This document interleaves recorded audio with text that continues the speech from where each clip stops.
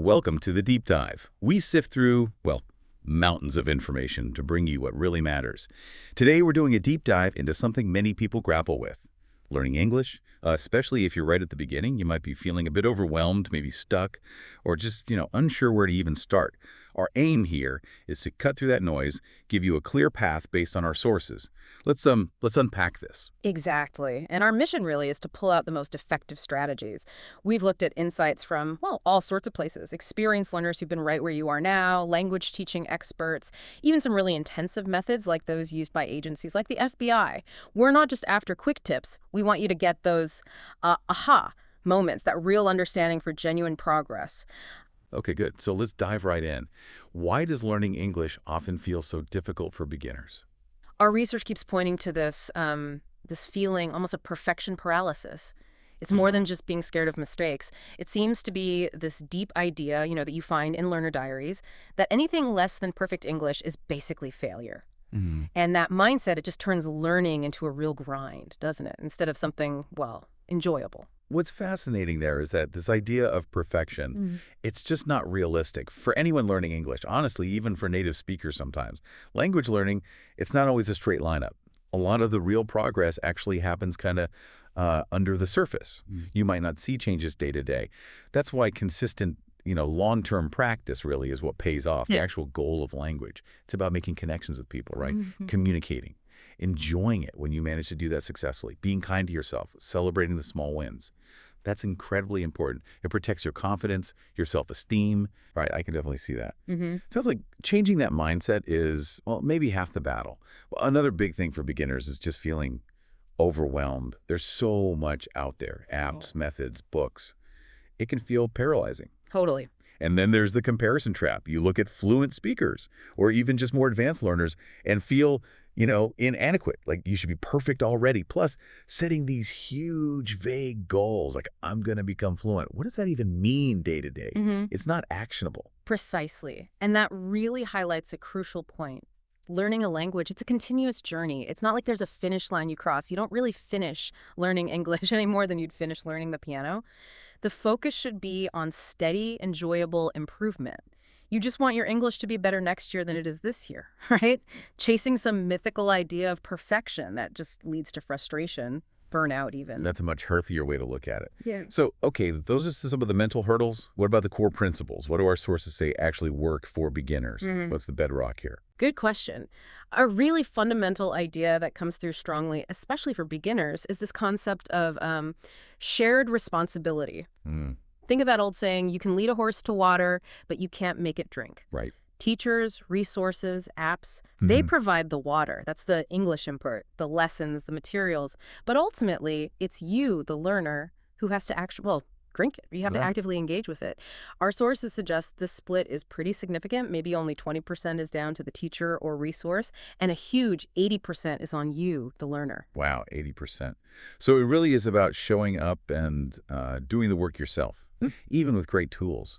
What does doing the work actually look like then for someone just starting out? Well, it means going beyond just passive learning. Passive listening is important, definitely, for that natural absorption. But actively applying yourself, writing things down, trying to speak, consciously trying to remember stuff that really accelerates everything. And this is where some structured methods like those Pimsleur or FBI approaches, they offer some really solid pillars.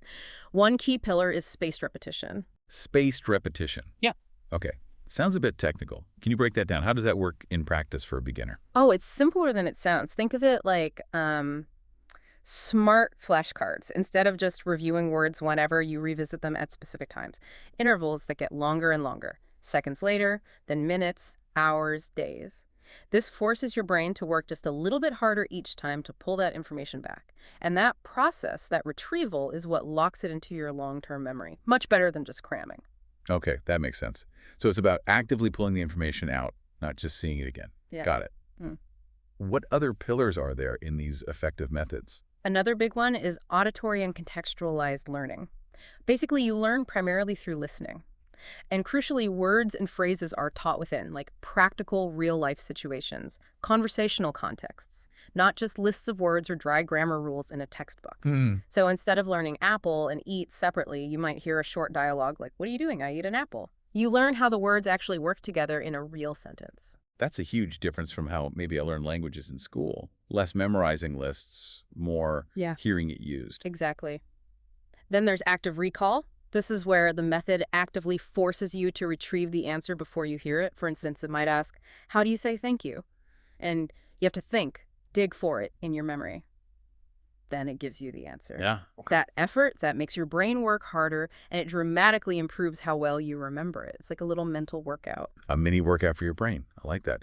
And what about vocabulary? Is it just about learning thousands of words? No, not at all.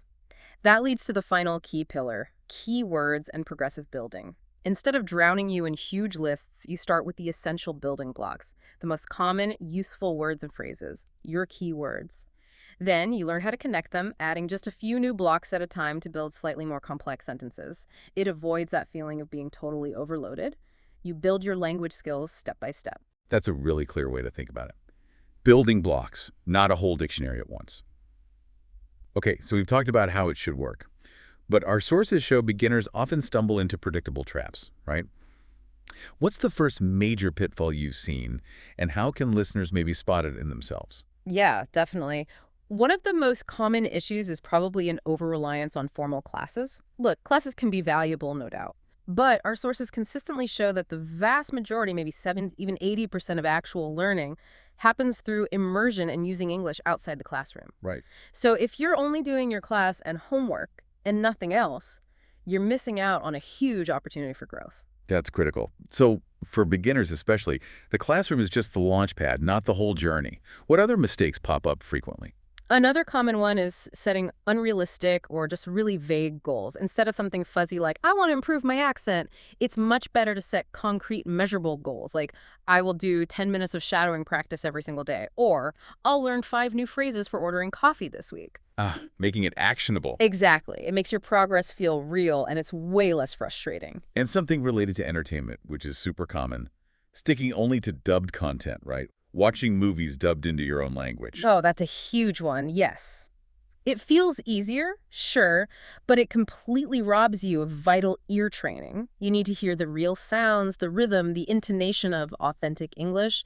Dubbing just removes all of that. You need to immerse your ears. Precisely. The real secret, if there is one, isn't just hard study. It's consistent immersion and finding ways to engage with English that you actually enjoy. This brings us to something like the Pareto principle, the 80-20 rule. It applies to language learning, too. How so? Well, research suggests that focusing on just the most common 20% of vocabulary can get you surprisingly far, maybe understanding 80% of everyday communication. For English, learning around 300 core words could cover something like 65% of what you hear daily. Wow, only 300 words for that much. Roughly, yeah. It helps beginners prioritize. You don't need to know everything to start understanding and communicating. It makes the whole thing feel much more manageable. That's fantastic advice. Yeah. It really lowers the barrier to entry. Okay, let's get practical. What are some concrete techniques people can use right from day one to improve specific skills? Let's start with listening. Right. For listening, a really great tip from our sources is to start with movies or TV shows you've already seen in your own language. Oh, interesting. Why? Because you already know the story, the plot. So your brain isn't struggling with comprehension and new language at the same time. Watch it first with English subtitles, then try again later without them. Your brain can focus more on matching the sounds to the meaning you already know. Clever. Also, crucially, pick stuff you actually like. Podcasts on topics you enjoy, music, look up the lyrics and translations, YouTube tutorials for your hobbies, whatever interests you. Makes sense. Keep it engaging. And be active when you listen. Don't just let it wash over you. If there are transcripts, follow along. Re-listen to tricky bits. Jot down new words or phrases. And learn to be okay with not understanding everything. Tolerate that incomplete understanding. Think like a shark. Just keep moving forward through the confusion. Keep moving forward. I like that. Don't get stuck on one word you missed. Exactly. That tolerance for ambiguity is actually how your understanding grows over time. Okay, shark mode for listening. Yeah. What about building vocabulary beyond just looking up words? Yeah, go beyond simple translation. Use things like Google Images. Search for a word and see the pictures. It connects the word directly to a visual concept. Yeah. And always learn words in context. Not just happy, but I feel happy when, or it was a happy occasion. See how it's used in a phrase or sentence? So context is king. Absolutely. Keep a vocabulary notebook, maybe. And don't just write single words. Note down useful phrases, collocations, words that often go together. And definitely use those spaced repetition tools we talked about. Flashcard apps are great for reinforcing memory. That sounds way more dynamic than just memorizing lists. Mm-hmm. Okay, the big one for many, speaking. It can feel really intimidating. What helps right at the start? It definitely can be daunting. A really powerful technique, though, is shadowing. Shadowing. Tell me more. You listen to a short phrase or sentence from audio or video, pause it, and then repeat it aloud immediately. Try to mimic the speaker's pronunciation, rhythm, intonation, everything as closely as you can. It trains your mouth muscles and your ear at the same time. It feels weird at first, but it works. Okay, mimicking native speakers. What else? Self-talk. Seriously. Just talk to yourself in English. Narrate what you're doing. Okay, now I'm making coffee. I need to buy milk later. Or just express simple thoughts out loud. It gets you comfortable forming sentences without the pressure of another person listening. Right, practicing the mechanics of speaking. Yeah. What about finding actual people to talk to, especially if you're not living in an English-speaking country? This is where technology is amazing now. Mobile-assisted learning apps, podcasts on your phone has made practice so much more convenient. There are language exchange apps, online communities. Our sources often highlight these as surprisingly low-stress places for beginners to practice speaking. You can do it from home, find patient partners. That removes a lot of the fear factor. And you mentioned productive practice earlier. What does that mean exactly? It means actively using the language you're learning, not just receiving it. So after you listen to something or read something, try to react. Summarize it in your own words, even just briefly. Write down your thoughts about it. Answer discussion questions, even if it's just in your head at first. Making it active. Yeah. You can even use AI chatbots now for conversation practice. They can give you immediate feedback without any judgment, which is great for building confidence. That's a fantastic modern tool. And quickly, pronunciation. Should beginners stress about having a perfect accent? No. Absolutely not, especially at the beginning. The main goal is clarity. Can people understand you? That's what matters. Don't worry about sounding exactly like a native speaker from London or New York. Focus on clear sounds. Imitate the general rhythm and patterns you hear from lots of listening. Clear communication is the target, not a specific accent. Okay, clarity over perfection. Got it. And if we connect all this back, using a mix of these techniques, listening, shadowing, vocabulary and context, active recall, productive practice, it creates a balanced approach. It feeds all parts of your English ability and keeps things interesting. Which leads nicely into our next point, making this whole process fun, stress-free, and actually productive. The core message from our sources here is really strong. Enjoyment is the engine. If learning feels like a chore, like horrible homework, you're just much more likely to stop. Absolutely. So you have to find methods and materials that you genuinely find pleasant, stimulating, interesting. And this raises that important point about patience again. Remember, it's long-term practice. Progress is continuous. It's not a race to some imaginary fluency finish line. And think about the deeper benefit. Learning another language, it genuinely opens up your mind and lets you see the world, think about things from a different perspective. That itself is pretty powerful motivation, isn't it? That's a great way to frame it. A different perspective. Love that. So to make it stick, practically speaking, our sources really hammer home building small, actionable habits. Forget vague resolutions. Set tiny, achievable goals. Listen to one podcast episode on my commute, do 5 minutes of Duolingo while the kettle boils, shadow one YouTube clip during lunch. Small things build consistency with almost no willpower needed. You can also try habit stacking, linking English practice to something you already do every day. Like listening to a podcast while you exercise or review flashcards while you wait for the bus. Exactly. And crucially, celebrate your progress.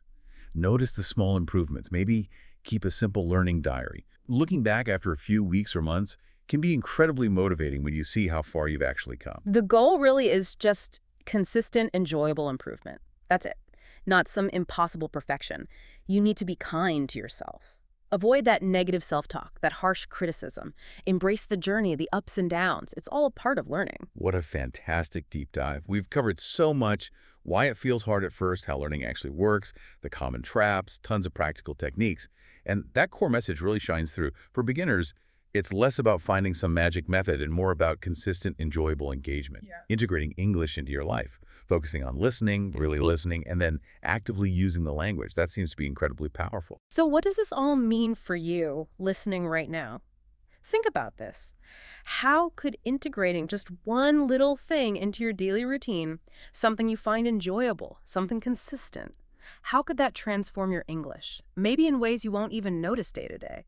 Until months later, you look back and realize, wow, look how much has grown almost under the surface. That's a really powerful thought. So as you go about your day-to-day, maybe just think, what's one small, enjoyable step you can take right now or later today? Just start there.